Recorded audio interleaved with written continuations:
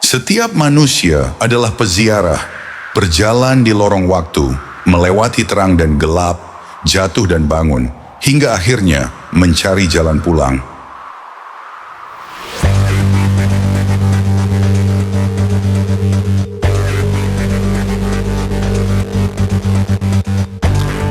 Nawaratri, 9 malam sakral, bukan sekadar ritual, melainkan peta perjalanan jiwa.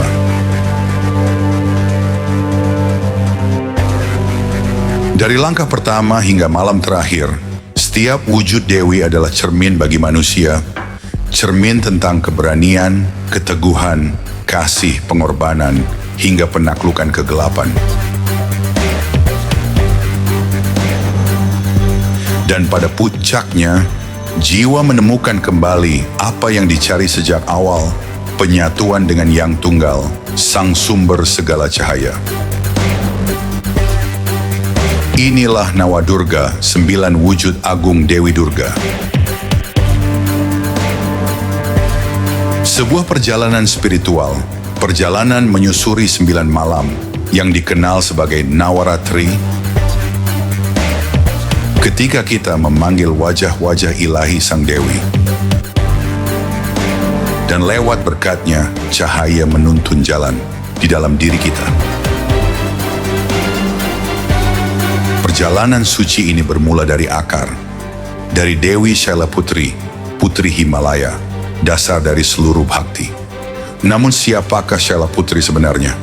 Untuk memahami, kita harus menelusuri kehidupannya yang lalu.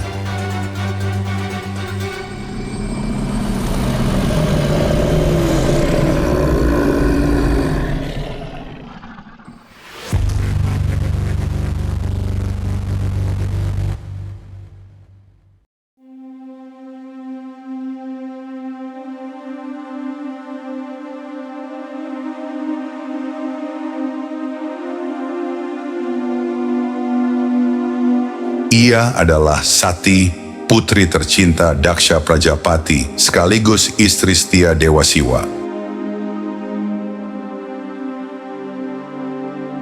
Ketika ayahnya menghina Siwa di sebuah yajna agung, Sati tidak mampu menanggung luka penghinaan itu. Dalam duka yang membara, ia menyerahkan dirinya ke dalam api pengorbanan. Dunia pun berduka. Siwa menarik diri dalam tapa yang hening, dan keseimbangan semesta terguncang. Namun kisah Sati belum berakhir. Takdir menuntunnya kembali untuk lahir sekali lagi.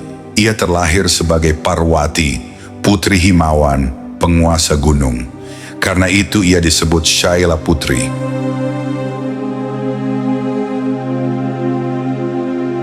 Sejak kecil, Parwati menunjukkan bakti yang luar biasa. Meski bermain di lembah Himalaya, hatinya selalu tertuju pada Dewa Siwa. Kelahirannya bukanlah kebetulan, melainkan sebuah takdir. Ia ditakdirkan untuk bersatu kembali dengan Mahadewa, dan sekali lagi menegakkan keseimbangan semesta. Shailaputri adalah lambang permulaan. Tekad yang tak tergoyahkan untuk menapaki jalan kebenaran, meski harus melewati berapapun kehidupan yang harus dijalani. Wujudnya teduh namun berwibawa. Menunggang banteng nandi yang setia, ia menggenggam trisula di tangan kanan sebagai lambang keberanian, disiplin, dan penghancur kebodohan. Di tangan kiri, ia membawa bunga teratai, simbol kemurnian dan kesadaran spiritual. Di dahinya, bulan sabit berkilau, tanda cahaya abadi yang tak pernah padam. Ia adalah perwujudan unsur bumi, dasar dari segala ciptaan.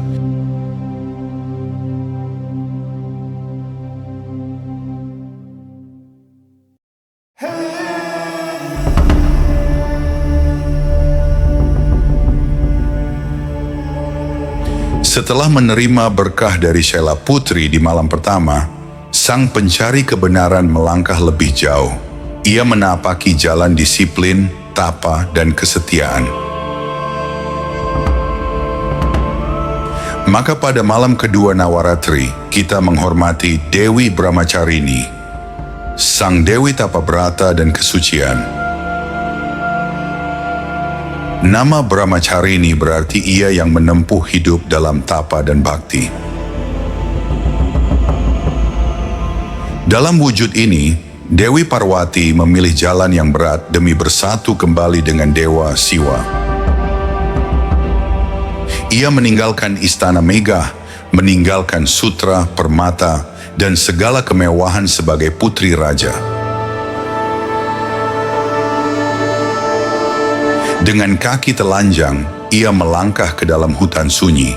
Di sana, ia menjalani tapa yang begitu keras.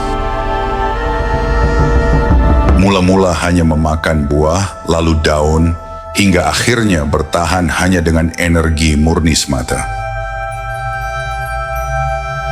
Ribuan tahun ia berdiam dalam semedi, melewati terik musim panas, gigil musim dingin, dan derasnya hujan. Tubuhnya menderita, namun hatinya selalu bahagia dalam bakti yang tulus. Para dewa dan RSI Agung terpesona menyaksikan keteguhannya.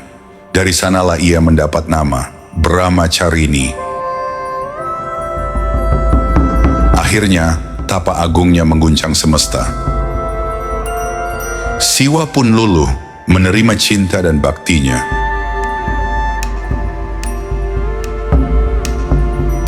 Wujud Brahmacharini sederhana, namun penuh cahaya.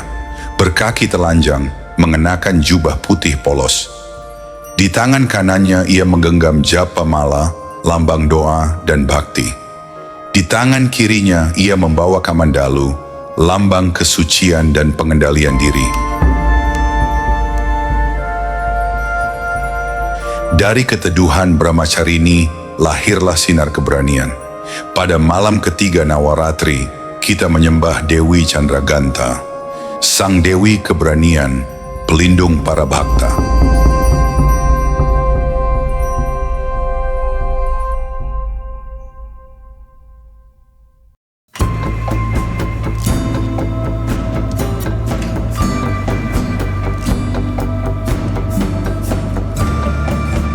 Namanya berasal dari hiasan di dahinya.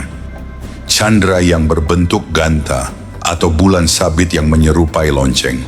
Bulan itu tidak sekadar perhiasan, melainkan simbol perlindungan yang selalu siap berbunyi, menggetarkan hati sifat asura, dan memberikan keberanian pada mereka yang lemah. Setelah tapa panjangnya sebagai Brahmacharini, Parwati bersatu dengan Siwa. Dari penyatuan suci itu, lahirlah wujudnya sebagai Dewi Chandraganta. Dan tak lama kemudian, kekuatan Asura kembali mengguncang dunia. Bangkitlah pasukan kegelapan, mengusik para dewa dan merusak keseimbangan. Maka Dewi Chandraganta menunggang singa perkasa, menggenggam 10 senjata di tangannya. Dengan dentuman lonceng surgawi, ia turun ke medan pertempuran.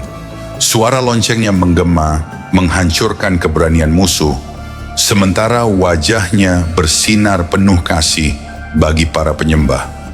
Ia adalah wujud keberanian yang penuh kasih, garang terhadap kejahatan, namun lembut terhadap kebenaran.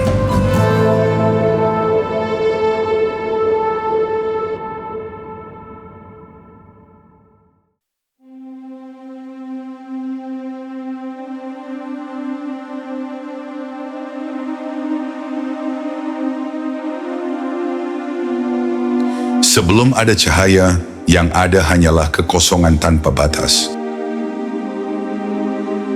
Sebuah kehampaan yang sunyi, tanpa gerak, tanpa suara, tanpa kehidupan, bahkan tanpa nama. Namun dari kehampaan itu, lahir sebuah senyum. Senyum lembut Sang Ibu Semesta. Dari senyum itulah cahaya pertama terpancar, kehangatan menyebar, dan jagat raya pun tercipta. Inilah Dewi Kushmanda, perwujudan keempat dari Nawa Durga, Sang Ibu Pencipta Cahaya. Beliau yang menyalakan matahari, bulan, dan bintang. Beliau yang meniupkan napas kehidupan pada semesta. Kitab suci menyebut bahwa ketika alam masih kosong, beliaulah yang menciptakan Hiranyagarbha, telur kosmik, fondasi dari segala ciptaan. Beliau bersemayam di inti matahari, memancarkan energi yang menopang seluruh kehidupan.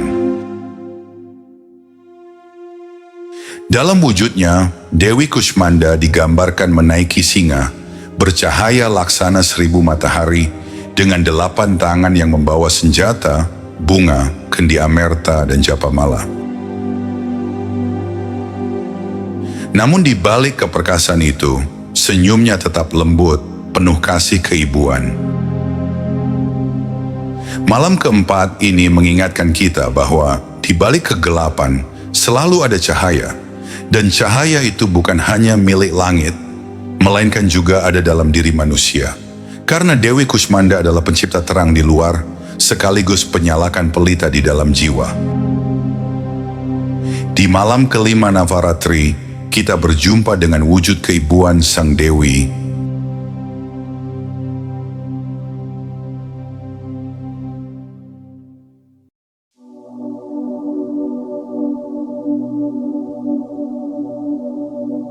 Dialah Skanda Mata, ibu dari Skanda, sang Panglima Agung pasukan para dewa, yang lebih dikenal dengan nama Kartikeya.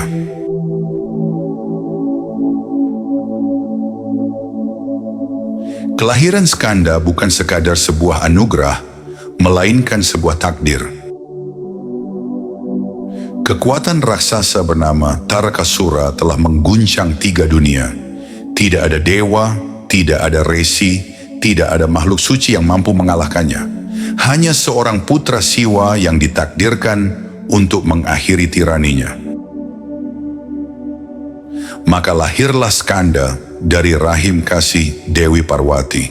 Dan sejak saat itu, beliau dikenal sebagai Skanda Mata, sang ibu dari Skanda.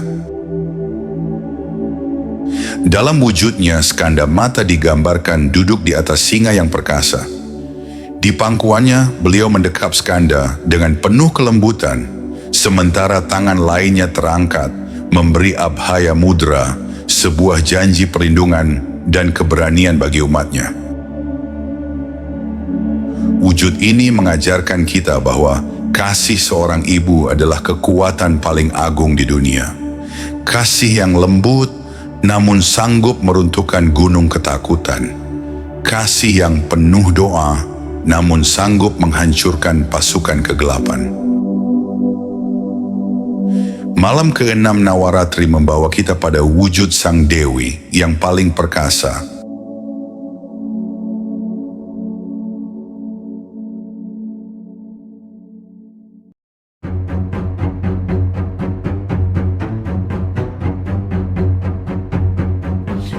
Dialah Katyayani, Sang Dewi Pejuang, lahir untuk menegakkan dharma dan menumpas keangkara murkaan.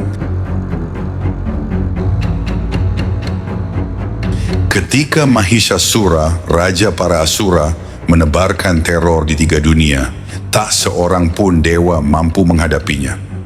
Doa dan jeritan makhluk-makhluk suci bergema ke seluruh penjuru.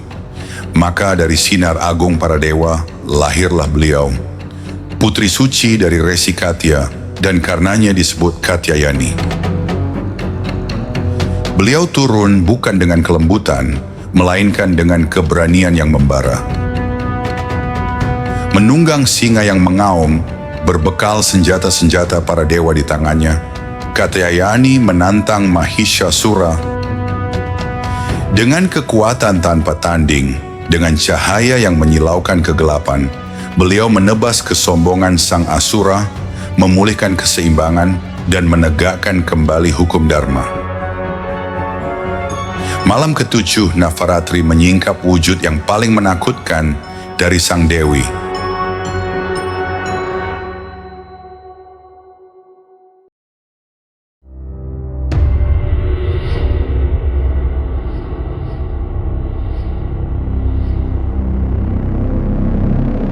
Dialah Kalaratri, malam yang kelam, ibu dari kegelapan, penghancur segala ilusi. Beliau tampil dengan rupa menggetarkan. Kulitnya hitam legam seperti malam tanpa bulan, rambutnya tergerai liar, mata menyala laksana bara, dan nafasnya bagai angin badai yang membakar segalanya. Dalam tangannya beliau menggenggam senjata penghancur, sementara geraknya meluluh lantakkan kekuatan jahat yang bahkan para dewa tak sanggup hadapi. Namun di balik kengerian wajahnya, tersimpan kasih agung seorang ibu. Beliau adalah kilat yang menyambar, gemuruh yang mengguncang, sekaligus perlindungan yang tak tergoyahkan bagi mereka yang setia di jalan Dharma. Pada malam ini kita diajak untuk berani menatap kegelapan dalam diri.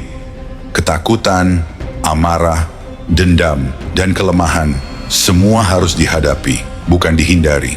Sebab hanya dengan melewati malam tergelap, kita bisa menemukan cahaya yang sejati. Setelah melewati kedahsyatan Kalaratri, malam ke-8 Nawaratri menghadirkan sosok yang bagaikan cahaya rembulan di langit gelap.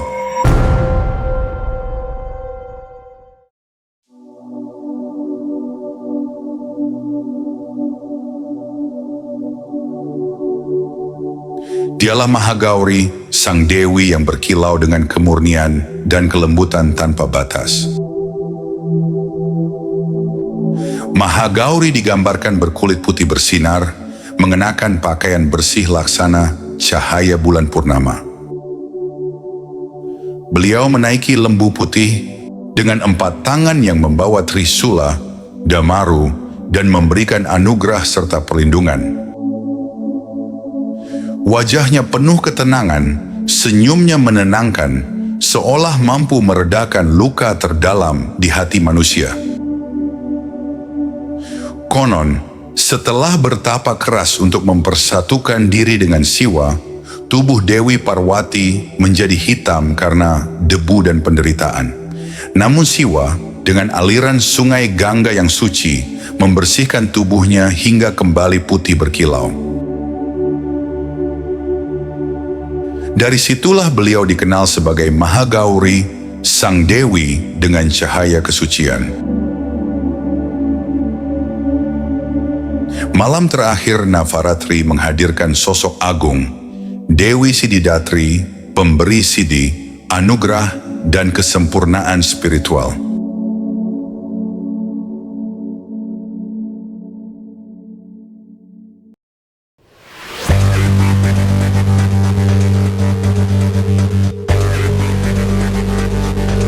Beliau digambarkan duduk di atas bunga teratai dengan 4 tangan yang memegang sangka, cakra, gada, dan bunga padma. Senyumnya lembut, wajahnya bersinar, memancarkan ketenangan yang dalam. Dewi Siddhidatri dipercaya memberi 8 siddhi agung dan 9 kekuatan spiritual. Namun lebih dari sekadar kekuatan gaib, Siddhidatri adalah lambang penyempurnaan diri. Beliau mengajarkan bahwa perjalanan spiritual bukan semata mencari kuasa, melainkan mencapai kebijaksanaan, kerendahan hati, dan kesatuan dengan Brahman.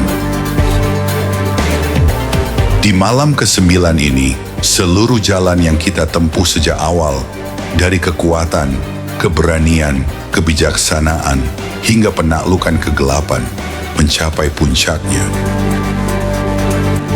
Inilah malam kemenangan, malam kesatuan, malam ketika cahaya menyingkap tabir terakhir